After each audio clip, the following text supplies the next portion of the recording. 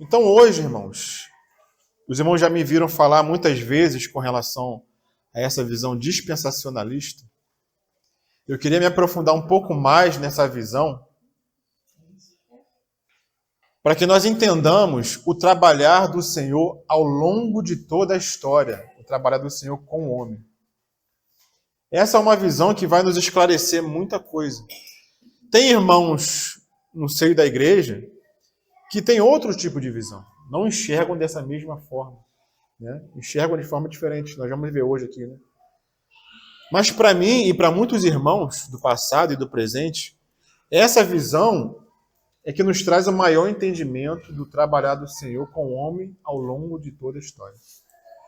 Então, segundo essa visão dispensacionalista, e aqui eu me debrucei, né, com relação a esse assunto, nesse livro aqui, que é As Grandes Profecias, volume 1, do irmão G.H. Pember, da editora Escriba do Reino. Aqui no capítulo 3, ele fala sobre esse assunto, né, as 7 dispensações. E eu me debrucei com base nesse livro. E também tem um estudo do pastor André Coelho. A gente tem que dar os créditos, né, aos irmãos que se debruçaram sobre esse assunto e que nos ajudam a compreender. Então, essa visão dispensacionalista, ela divide a história humana e o trabalhar do Senhor com o homem em 7 dispensações. Está aqui na capa do estudo aqui, né? A dispensação da inocência, a dispensação da consciência, a dispensação do governo humano, a dispensação da promessa, a dispensação da lei, a dispensação da graça, que é a que nós estamos, e a dispensação do reino, ou dispensação da justiça, né? Então, iniciando aqui, irmãos. Sim, é uma ordem cronológica do trabalhar do Senhor com o homem, né? Então, qual é a importância de nós conhecermos o trabalhar do Senhor com uma visão panorâmica? Então, podemos comparar, irmãos, a Bíblia com uma árvore, onde a árvore são os livros, cada livro que temos na Bíblia, os galhos seriam os capítulos e as folhas seriam os versículos. Então, olhando, irmãos, para a Bíblia toda, nos seus 66 livros, divididos em Antigo e Novo Testamento, nós vemos a floresta, com todas essas árvores, cada árvore com seu galho e cada galho com suas folhas. Então, quando nós vemos a floresta completa, nós vemos e entendemos o propósito eterno de Deus com relação ao homem. Não adianta nós conhecermos somente uma árvore. Não adianta nós conhecermos somente alguns versículos. Nós devemos conhecer toda a floresta de Deus, que são os 66 livros da Bíblia. E assim nós vamos ter uma visão panorâmica do trabalhar do Senhor e do propósito dele com o homem.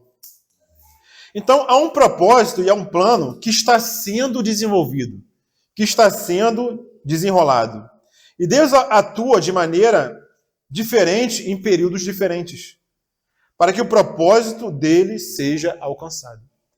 Então, em determinado período, o Senhor trabalha de uma forma. Não é porque o Senhor trabalhou de uma forma em um período que ele vai trabalhar da mesma forma em outro período. E nós confundimos muitas vezes isso. E tem muita gente que confunde isso, porque não entende o trabalhar do Senhor em cada época, em cada dispensação. Então a Bíblia não é um conjunto de livros desconectados. Ela é uma única história na qual o centro é a pessoa de Cristo. Amém, irmãos? Amém. Se os irmãos quiserem acompanhar, o que eu vou ler, está tudo escrito aqui, tá, irmãos? É só ir passando as folhinhas aí que a gente vai lendo e vai desfrutando. Então nós vamos ver como que a Bíblia, irmãos, pode ser dividida. A Bíblia pode ser dividida de várias formas, né? Então ela está dividida em 2 partes principais, chamadas testamentos. É a divisão clássica da Bíblia, né? Entre Antigo e Novo Testamento. A palavra testamento pode ser melhor traduzida como aliança, ou seja, um pacto ou um contrato solene entre 2 partes, nas quais há privilégios e obrigações de ambas as partes. Então, a maneira clássica de dividir a Bíblia é qual? Antigo Testamento e Novo Testamento. No Antigo Testamento, foi a aliança que Deus fez com o homem, Abraão, e com a sua descendência. Já no Novo Testamento, é a aliança que Deus faz com todas as pessoas que creem em Jesus Cristo como Filho de Deus.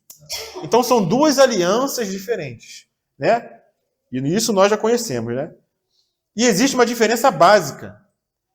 Na primeira aliança foi a aliança com o povo de Israel, o povo judeu. Enquanto que na nova aliança, no Novo Testamento, a aliança é feita com todos aqueles, sendo judeus, sendo gentios, todos aqueles que creem em Cristo Jesus. Antigo Testamento, 39 livros, enquanto o Novo Testamento são 27 livros. Antigo Testamento engloba 3/4 da Bíblia, e o Novo Testamento engloba 1/4 da Bíblia. O período do Antigo Testamento engloba 4.000 anos de história, né? Enquanto que o Novo Testamento engloba somente 100 anos de história. Antigo Testamento, história de uma nação, enquanto no Novo Testamento é a história de um homem.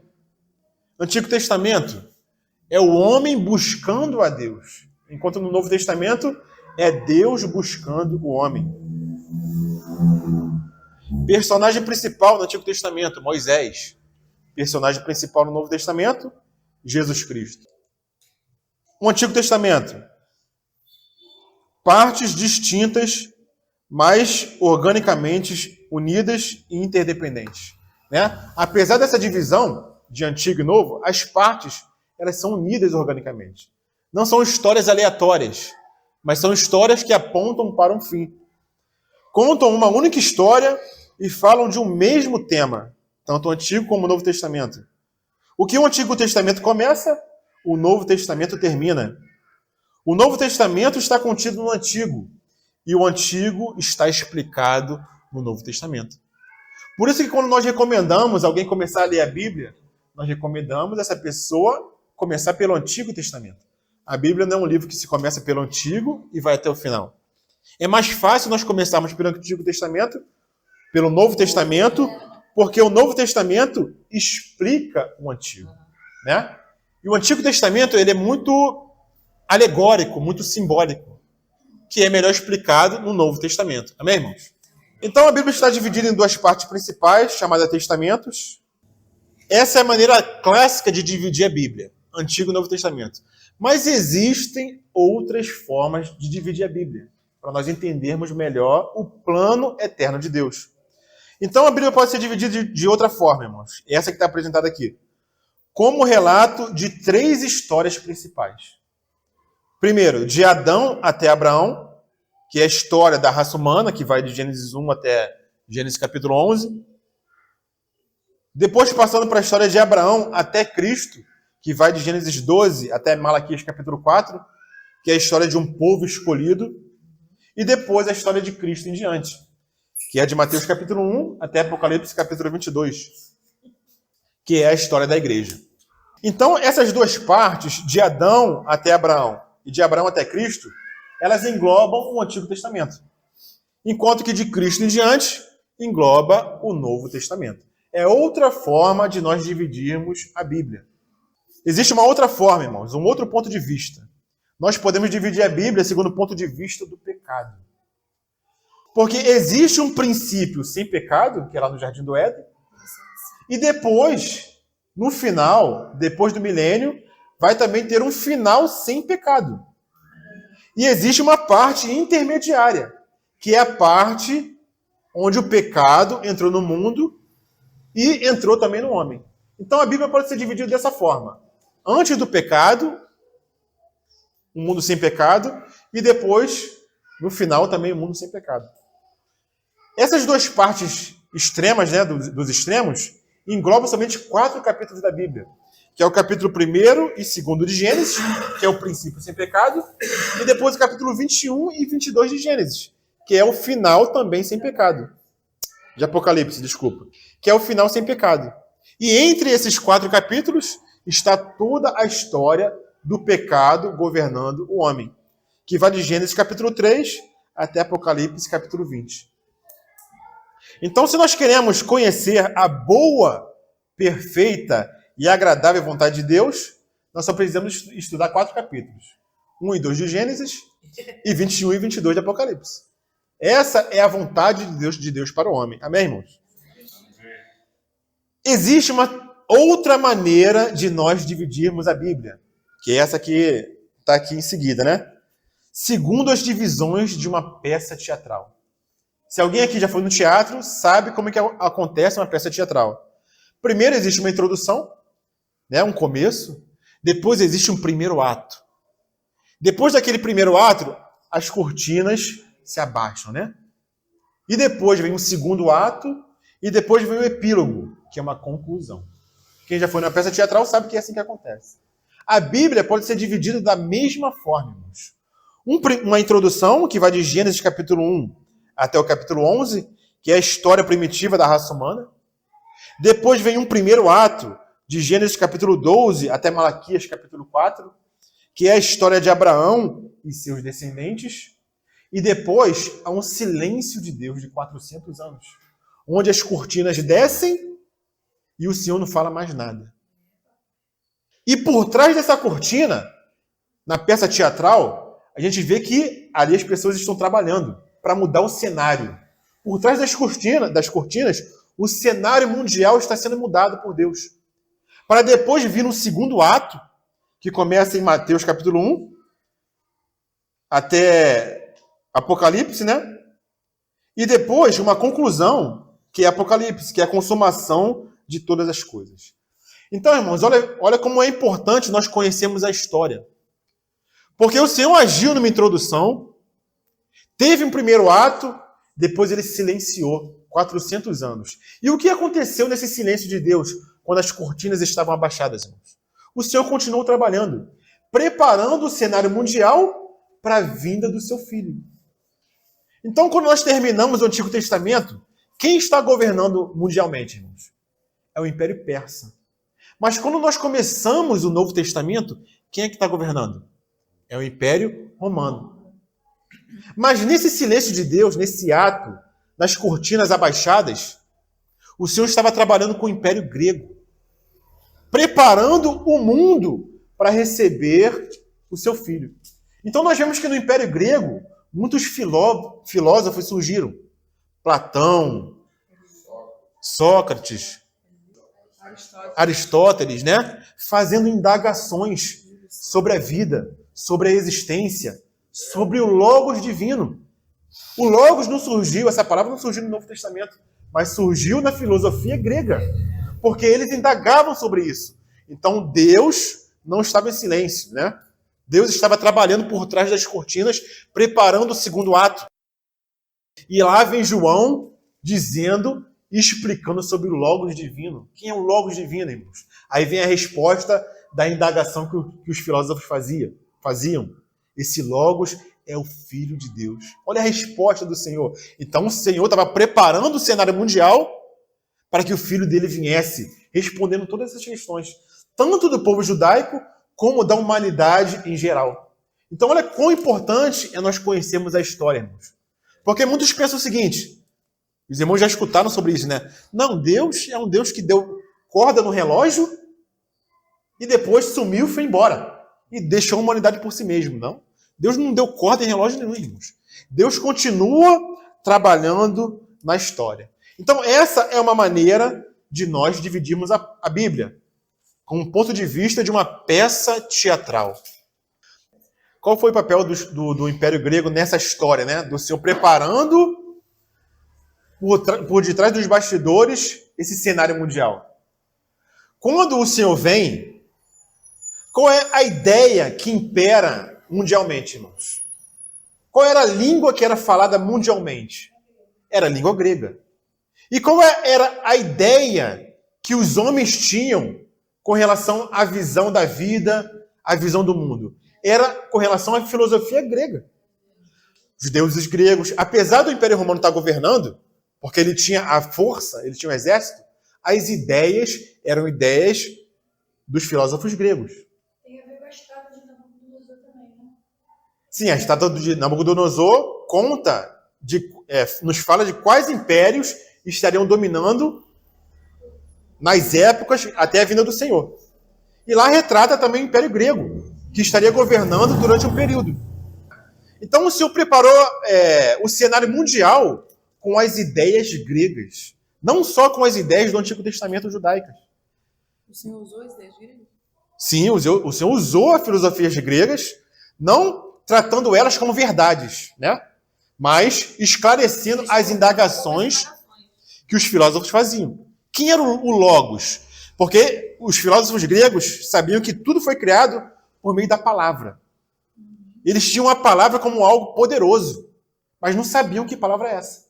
Não sabiam responder. Aí vem o Novo Testamento, João, mostrando, esclarecendo que palavra é essa, que Logos é esse, que ele criou todas as coisas. No princípio era o verbo, e esse verbo era Logos, e o verbo era Deus, e o verbo estava com Deus, e o verbo era Deus. E foi por meio desse Logos que todas as coisas foram criadas. Olha só o trabalho do Senhor por detrás das cortinas, pelos bastidores, né? Então, respondendo aos judeus, Deus estava respondendo aos judeus e ao mundo em geral, que tinha uma ideia baseada na filosofia grega, entendeu? Sim. Hoje eu estava estudando, né? Um pouco mais cedo, eu até tinha comentado com uma série exatamente isso que foi falado aqui agora.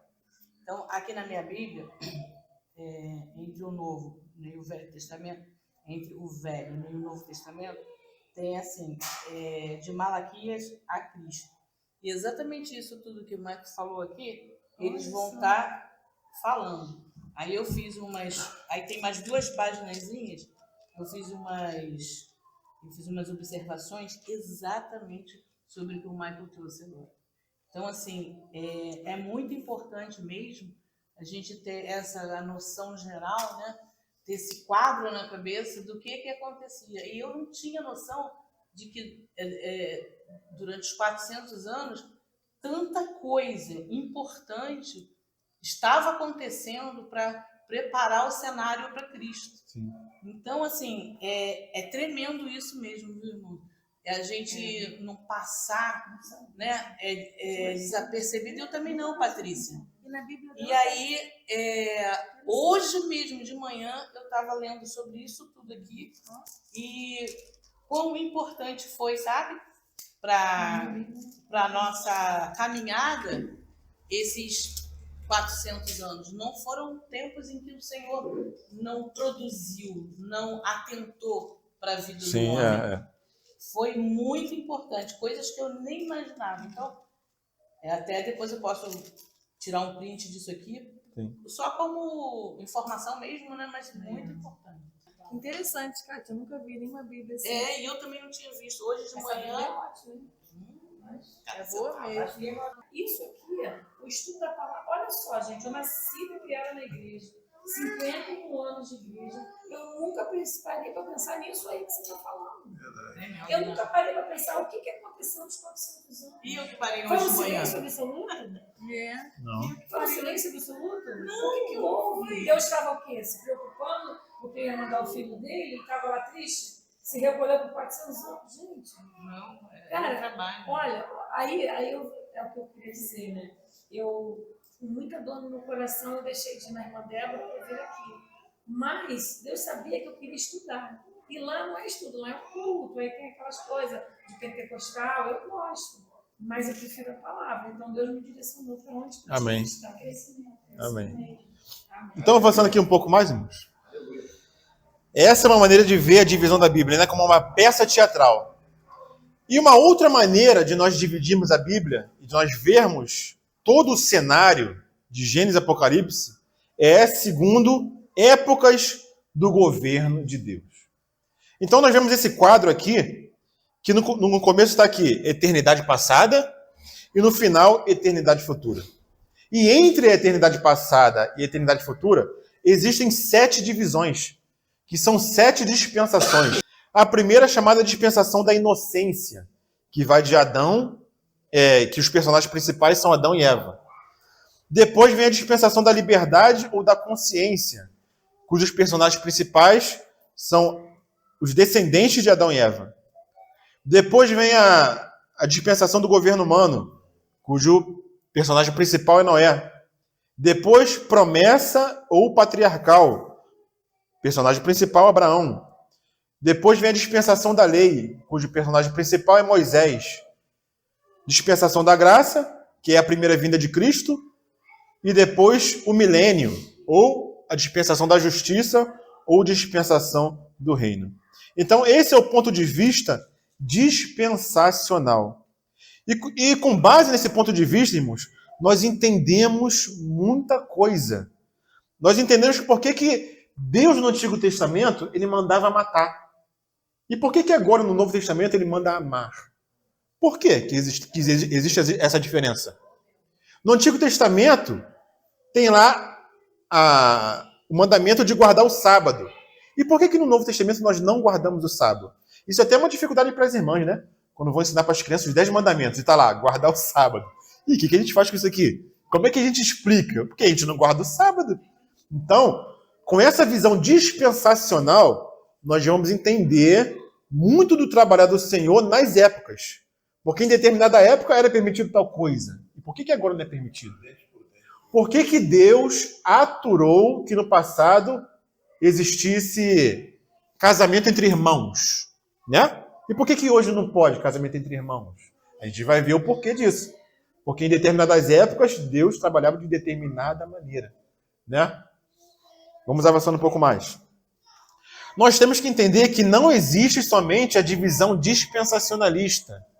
Existe uma outra visão que não vê da mesma forma que a visão dispensacionalista, que é a teologia da aliança, ou teologia da substituição. Então, durante os últimos séculos, os estudiosos da Bíblia desenvolveram 2 tipos diferentes de abordagem para compreender a história bíblica como um todo. Então, existe essa visão, essa primeira visão, que é a visão da teologia da aliança, ou da substituição, e existe a visão da teologia das dispensações, ou dispensacionalismo. Só para nós entendermos o que é teologia da aliança, ou teologia da substituição. Essa visão basicamente compreende a igreja do Novo Testamento como a destinatária de todas as promessas feitas a Israel no Antigo Testamento. Ou seja, desde que o povo judeu rejeitou seu Messias, os teólogos dessa abordagem creem que a nação de Israel foi colocada de lado permanentemente e Deus irá cumprir os seus propósitos na história somente através da igreja. Essa teologia normalmente emprega o método de interpretação alegórica, de tal forma que todas as vezes que Israel é citado, Deus estava se referindo à igreja. E como consequência, todas as promessas para Israel do Antigo Testamento foram transferidas automaticamente para a igreja no Novo Testamento. Então tem muitos irmãos que têm essa visão. Não, agora Israel acabou. Todas as promessas que foram feitas para Israel agora são promessas da igreja.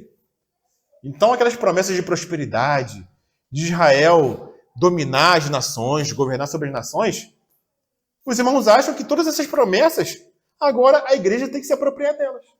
Essa é a visão da teologia da aliança. Por isso que também ela recebe o nome da teologia da substituição. Porque eles acham que a igreja substituiu completamente Israel e acabou Israel. Israel rejeitou o Messias e o Senhor não tem mais nenhum trato com Israel. Essa visão é uma visão equivocada, é uma visão errada. Porque dá margem para muitos erros teológicos, como a teologia da prosperidade. Por que a teologia da prosperidade prega que nós temos que ser prósperos, ser ricos, termos sucesso? Porque eles pegam todas as promessas que foram feitas a Israel e querem aplicar para a igreja. Promessas para Israel, irmãos, são para Israel. Promessas para a igreja são para a igreja. Nós temos que saber fazer essa separação. Não temos que misturar o povo de Israel com a igreja. Então, essa forma de enxergar a história bíblica não é correta, pois Israel e a igreja são 2 grupos diferentes de pessoas. Apesar de Israel como nação ter falhado em cumprir o propósito de Deus, Deus não rejeitou por completo Israel. Tanto é que nós vemos lá em Romanos falando que Deus ainda tem um trato com Israel. Em Apocalipse também fala que Deus não rejeitou Israel e que no final todo Israel será salvo.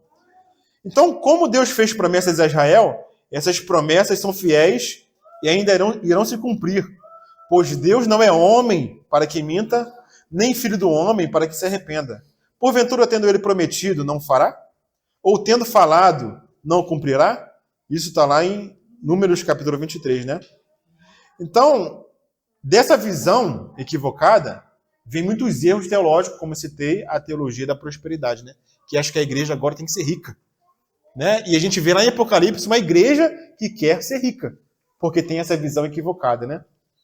Então, sim, Israel no Antigo Testamento foi substituído pela igreja no Novo Testamento. Essa é a visão equivocada, né? No que diz respeito ao cumprimento dos planos de Deus. Mas Deus não abandonou Israel e não se esquecerá das suas promessas feitas a Abraão, Isaque e Jacó e a Davi. Então, irmãos, Israel tem um chamado que é terrenal, mas a igreja tem um chamado que é celestial. Como Israel rejeitou o Messias, eles perderam esse chamamento celestial. Esse chamamento celestial ficou para aqueles que creem em Cristo. Por isso que há um povo no milênio que vai reinar nos céus, enquanto há um povo que vai reinar na terra. Quem é o povo que vai reinar nos céus, onde hoje reina Satanás? É o povo celestial de Deus, que é a igreja. Mas existe também um povo que vai reinar na terra, que é o povo de Israel. Nós não podemos misturar esses dois povos, né, irmãos? Então Deus ainda tem um trato com Israel. E existe essa segunda visão, que é a visão da teologia das dispensações, ou dispensacionalismo. Essa visão vê a nação de Israel e a igreja como duas entidades separadas, cada qual com seu próprio destino. Contrariamente à anterior, essa teologia desenvolveu um sistema de interpretação baseado numa visão literal e histórica da Bíblia. Portanto, os pontos essenciais do dispensacionalismo são a interpretação literal, normal, comum e não simbólica do texto bíblico, e uma clara distinção e separação entre Israel e a igreja. Então, tudo na palavra que é literal, nós temos que tratar como literal.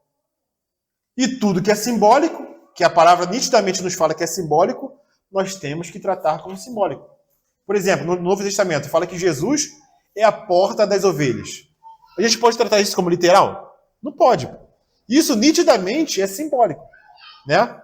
Então, existem coisas que são simbólicas e coisas que são literais. A teologia da substituição trata tudo como simbólico. Não, quando fala de Israel, não é Israel, é igreja. Não que nós não possamos aprender com Israel. Porque no Antigo Testamento, o povo sendo tirado do Egito é um símbolo de nós sendo tirados do mundo, né? Então nós temos que discernir o que é literal, que é somente para o povo de Israel, e aquilo que se aplica também à igreja. Essa é uma visão sadia de como nós podemos interpretar o Antigo e o Novo Testamento. Então, irmãos, a interpretação literal, normal, comum e não simbólica, isso é o que o dispensacionalismo ele prega, né?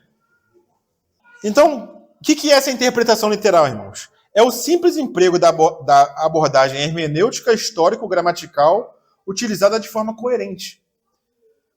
Quando o sentido explícito de um texto das Escrituras fizer sentido, não procure outro sentido, ou seja, interprete cada palavra em seu significado primário, comum, usual, literal, a menos que os fatos do contexto imediato indiquem nitidamente o contrário. Então tem esse versículo que eu citei aqui de Jesus sendo a porta das ovelhas, né?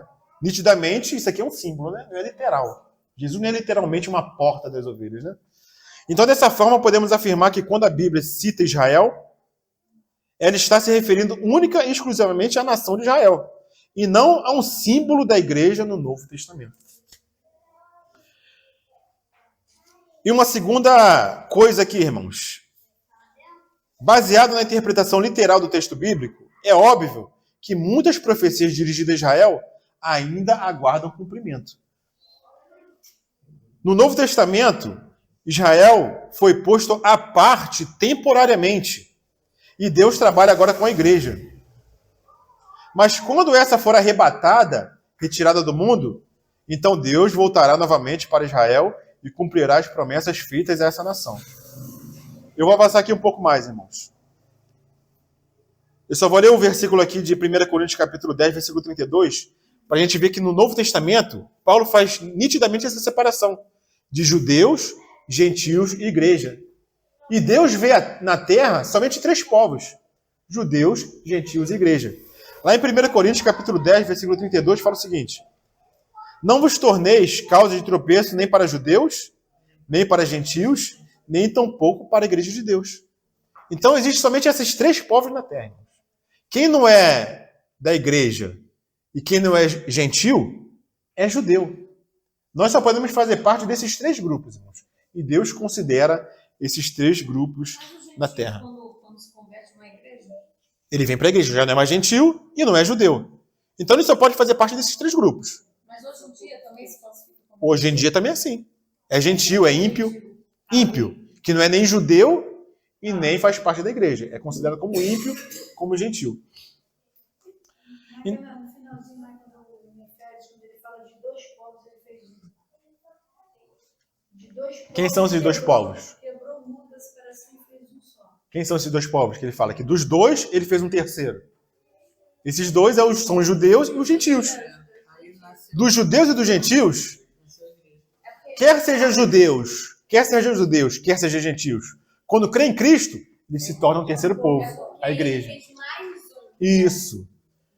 Dos 2, ele fez um, que é a igreja. Né? Mesmo os judeus, quando creem em Cristo, se torna igreja, não é mais judeu.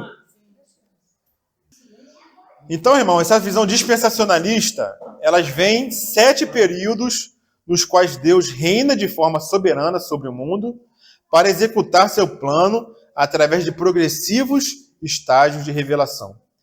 Cada dispensação traz uma revelação de Deus adicional comparada à anterior. E a humanidade precisa também crescer em responsabilidade diante de Deus. As revelações posteriores não necessariamente substituem as revelações anteriores, mas sempre vão além.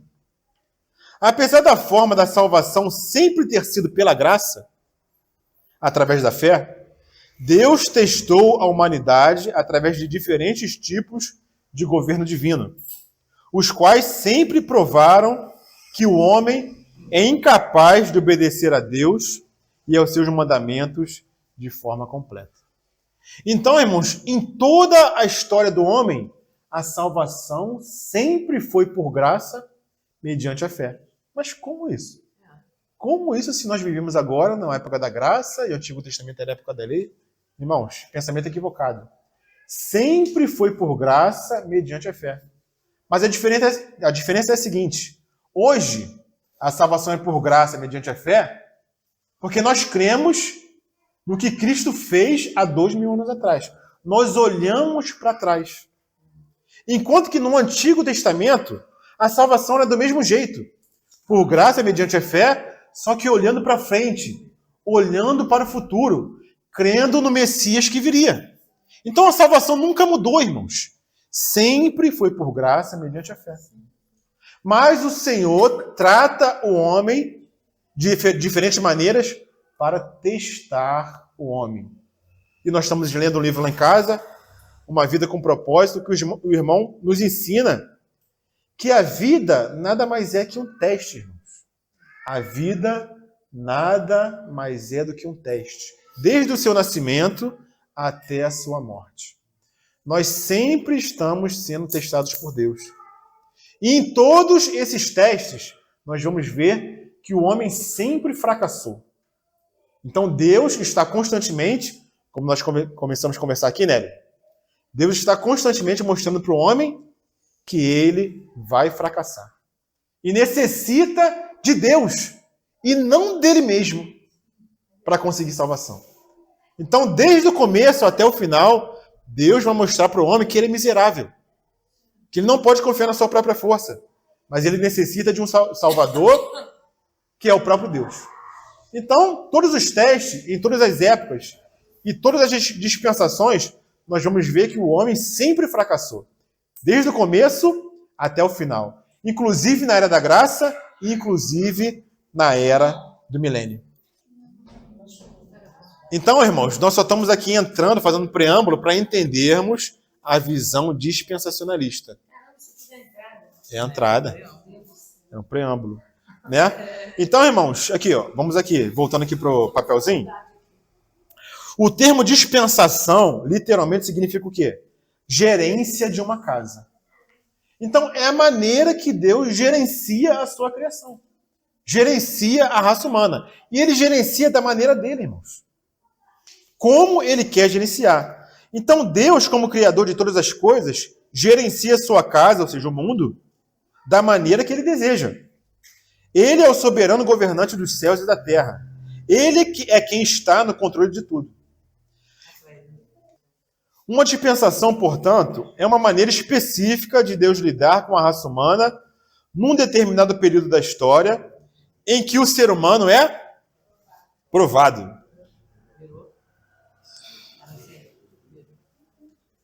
Página 11 agora. Assim como o pai trata seu filho de maneira diferente, em idades diferentes, e isso é uma figura que serve para a gente entender, assim também Deus tratou a humanidade de forma diferente, em épocas diferentes. Como que nós tratamos nossos filhos na criação dos nossos filhos? Quando nossos filhos têm 5 anos, nós permitimos determinadas coisas e não permitimos outras coisas. Com 5 anos, nosso filho não pode ir para a rua sozinho. Mas meu filho com 11 anos hoje, eu mandei ele no armário e comprei um caderno, sozinho. Com 5 anos eu não posso fazer isso.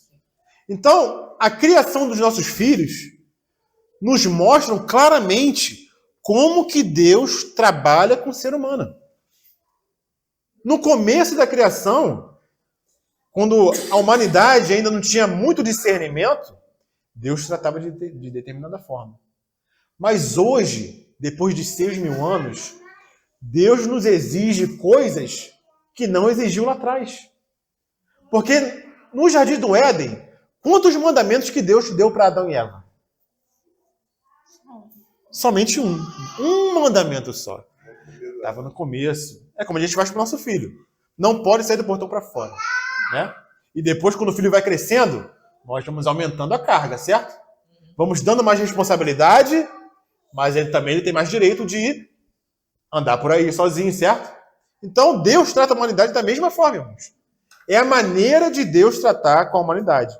Então, as regras estabelecidas por um pai para seu filho mudam com o passar do tempo, de acordo com o crescimento e a maturidade do filho.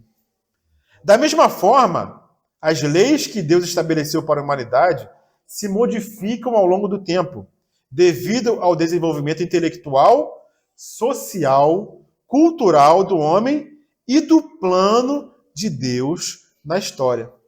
Então, Deus trabalha de forma didática, assim como o pai e uma mãe trabalham com seu filho.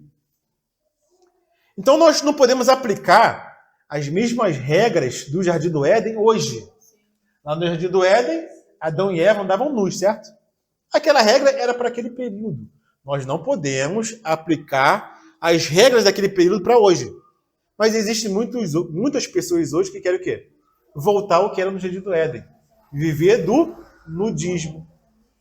Mas o nudismo não é para a época de hoje, irmãos.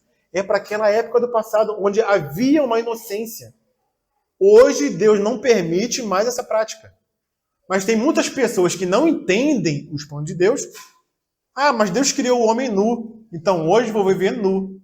E quer reservar alguns lugares onde as pessoas vivem dessa forma. Isso, irmão, já passou. É para aquela época. Hoje isso não vale mais. Naquela época eram crianças. Como uma criança hoje, recém-nascida, ela está nu e não tem nem noção. Mas hoje não é assim. Então a gente tem que fazer essa diferença.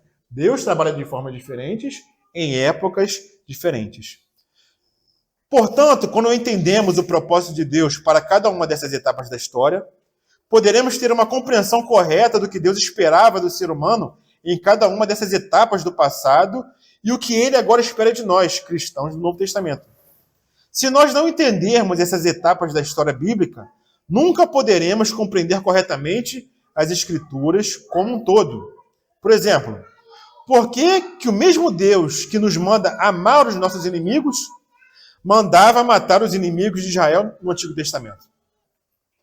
Por que o povo de Deus, no Antigo Testamento, precisava guardar o sábado? E nós, povo de Deus no Novo Testamento, não precisamos guardar o sábado. Essas e outras perguntas, irmãos, só podem ser adequadamente respondidas se compreendermos o que são e o que significam as dispensações da Bíblia. Se nós não entendemos, nós não vamos poder responder essas perguntas, né?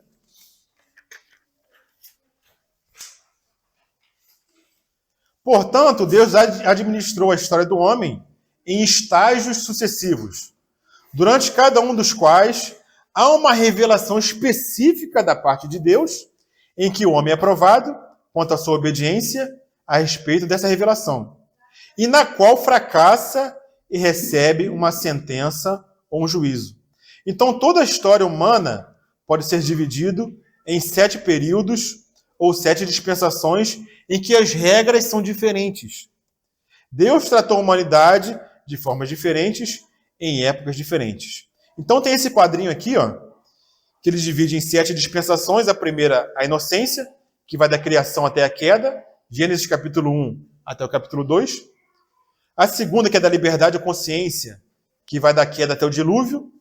Depois do governo humano, que é do dilúvio até Abraão. A da promessa ou patriarcal, que vai de Abraão até Moisés. Dispensação da lei, que é a quinta, que vai de Moisés até Cristo. A da graça, que é de Cristo até o milênio. E depois da justiça, que vai até o milênio, né? Então, por que antes do dilúvio o homem só podia comer legumes? E por que Deus autorizou depois comer carne?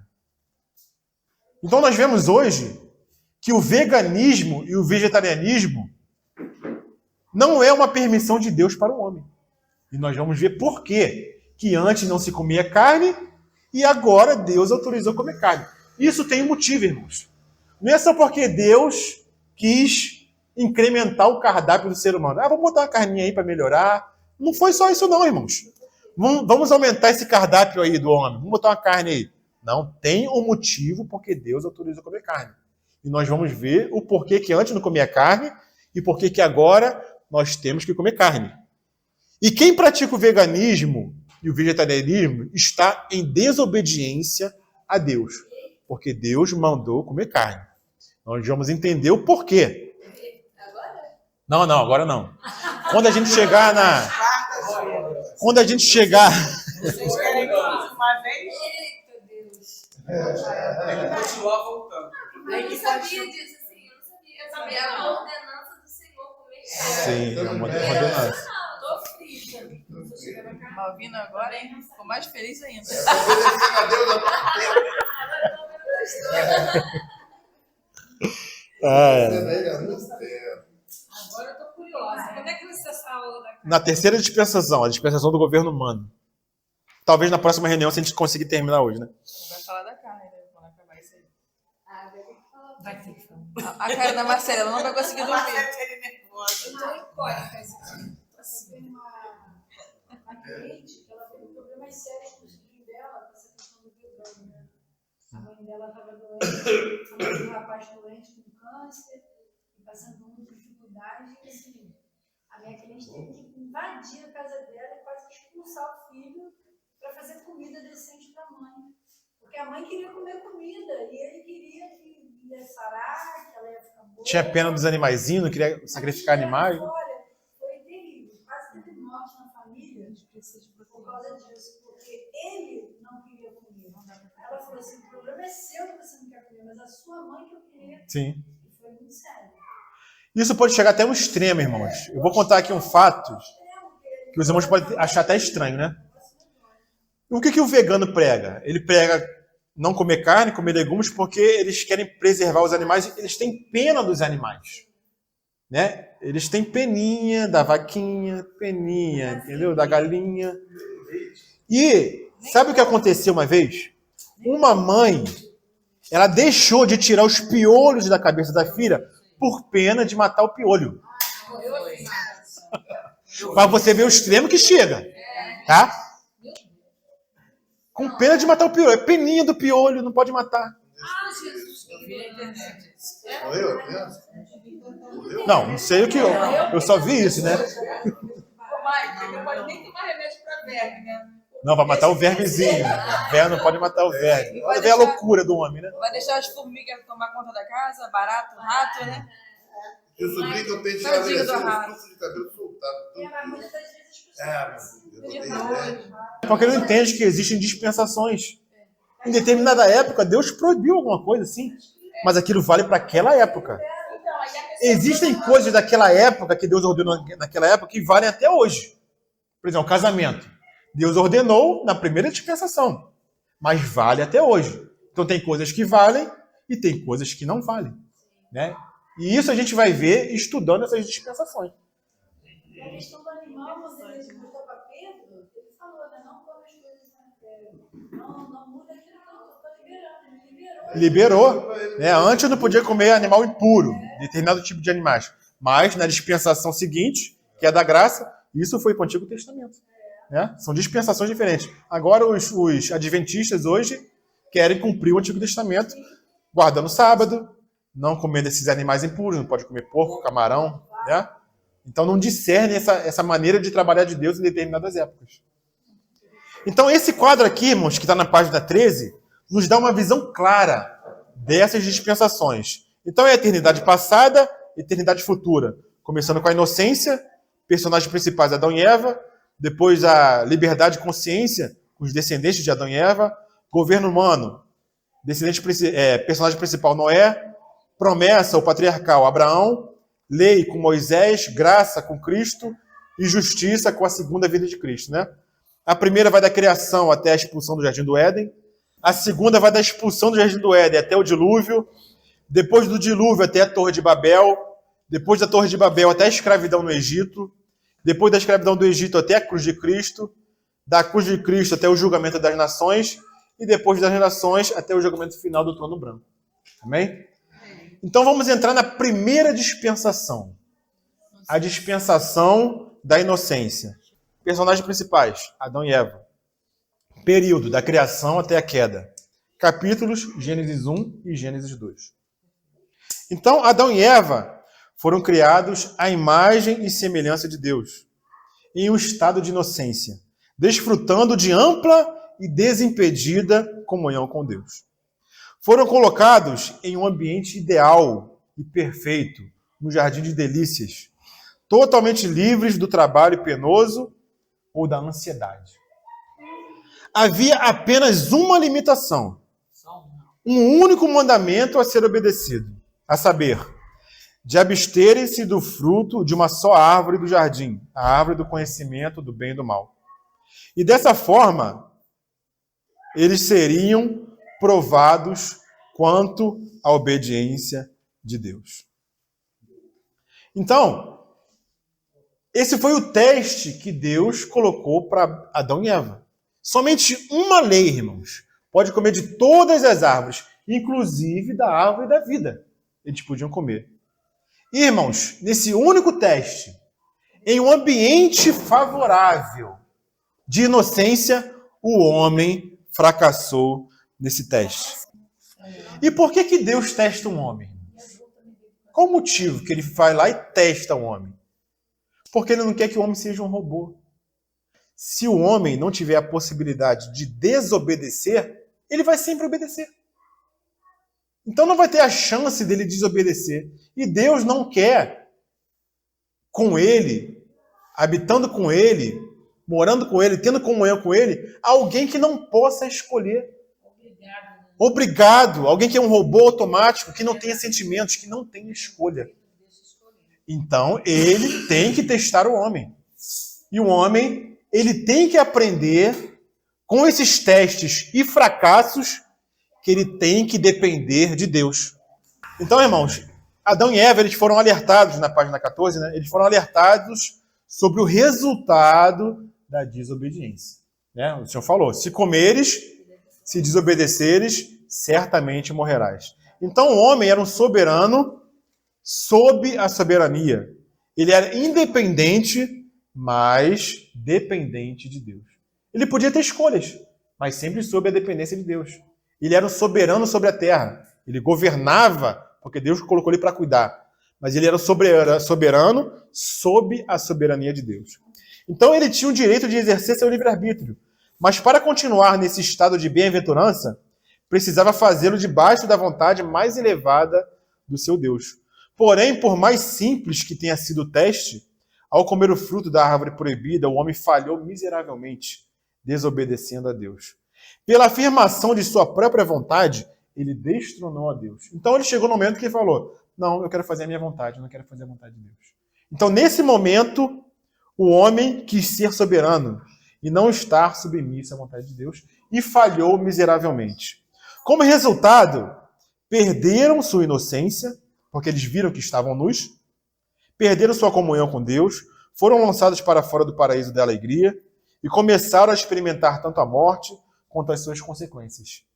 Vergonha, dor, sofrimento, tristeza, cansaço, ou seja, eles foram reprovados no teste. E assim o homem provou que não consegue obedecer a Deus, nem mesmo quando provado nas condições mais simples e colocado sobre as circunstâncias mais favoráveis. Expulsos do jardim do Éden, a vida, que era somente prazer, porque Éden significa prazer, se tornou penosa e difícil. A vida se tornou penosa e difícil. Pois a terra não mais produziria espontaneamente os alimentos necessários. E agora era preciso trabalhar de sol a sol para obter o sustento diário. Além disso, afastados da presença de Deus pelo pecado, a vida se tornou vazia e sem sentido. Sendo, a partir de então, como fala Salomão, né, apenas vaidade e correr atrás do vento. Então, resumo da primeira dispensação, irmãos. O homem e mulher foram criados inocentes e colocados em um ambiente perfeito. A eles foi dado um único mandamento e foram alertados sobre o resultado da desobediência. O homem desobedeceu a Deus e foi reprovado no teste em que foi colocado. O julgamento foi a expulsão do jardim do Éden. Tendo falhado nesse primeiro teste, Deus então dá ao homem uma outra chance e assim a humanidade entra num novo período. A dispensação da inocência chega ao fim e uma outra dispensação se inicia. Então nós vemos que, mesmo com circunstâncias favoráveis, irmãos, com tudo favorável, o homem ele fracassa. Então existe certa linha da psicologia que afirma que o homem é apenas o resultado do meio em que vive. Já escutaram isso? Não, o homem é produto do meio que vive. Isso é a psicologia que fala. Muito cuidado com a psicologia, tá, irmãos? Porque Deus já provou que isso é mentira. Porque Adão e Eva foram colocados num ambiente propício, num ambiente favorável, e mesmo assim eles fracassaram. Então Deus já provou que mesmo no ambiente favorável, o homem fracassa. O homem não consegue obedecer a Deus. Muito cuidado com a psicologia humana, porque existe uma psicologia que é de Deus, que é saudável, que é com base na Bíblia. Não rejeitemos totalmente a psicologia, mas cuidado com o engano de Satanás. Nem tudo que se fala aí, nós devemos comer. O homem é produto do meio. Não é, irmãos? Porque tem pessoas que são criadas no meio ruim e não fazem coisas ruins.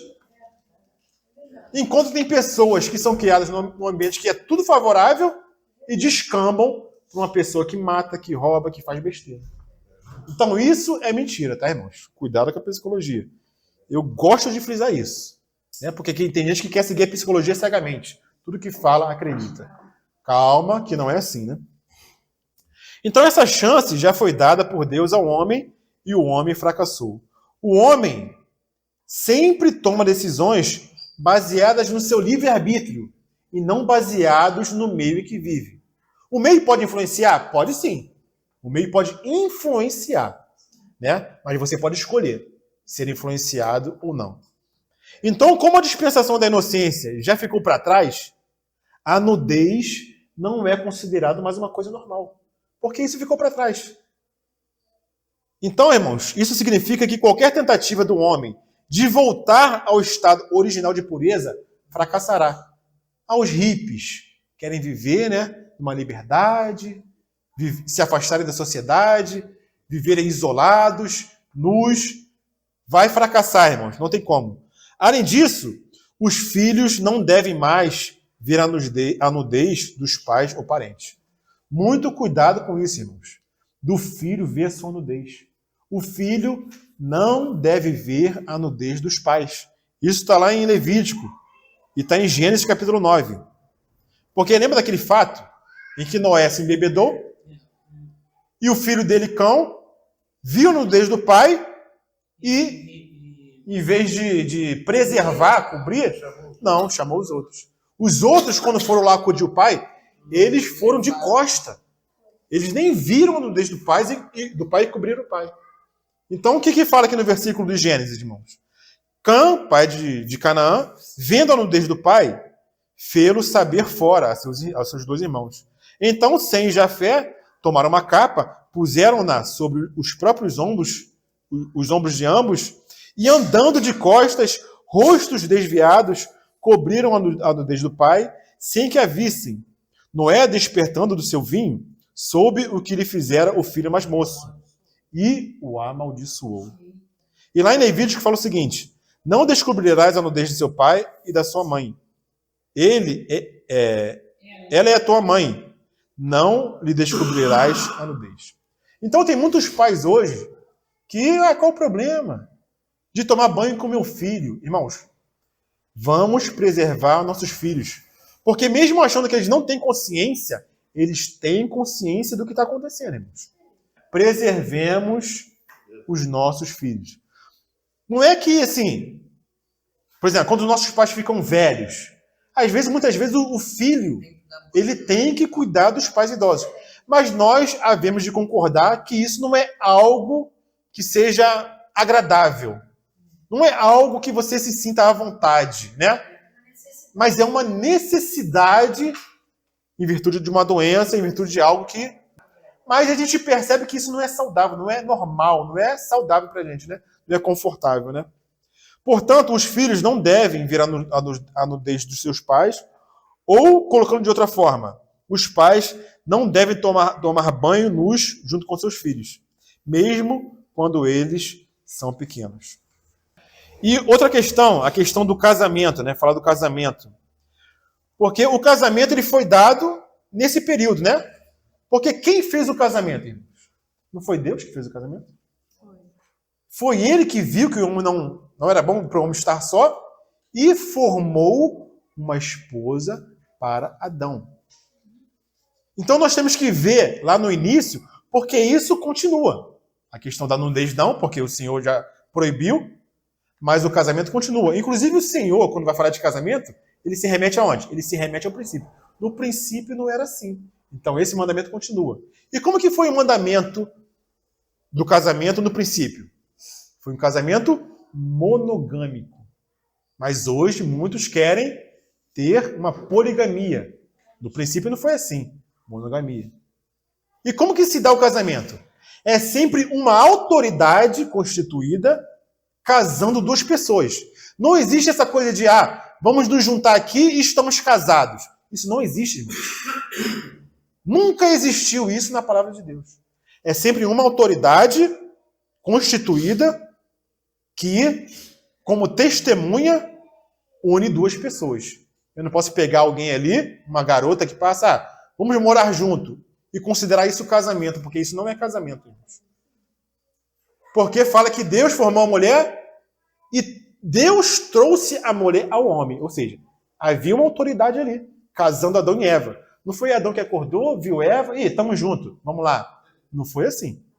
Então temos que ter uma visão correta do casamento. Mas depois tem a história lá de Isaac, que viu a Rebeca. Rebeca, né? Eu sempre confundo Rebeca com Raquel. É Isaac e Rebeca, né? Rebeca viu e já entraram na tenda e já deu. Não.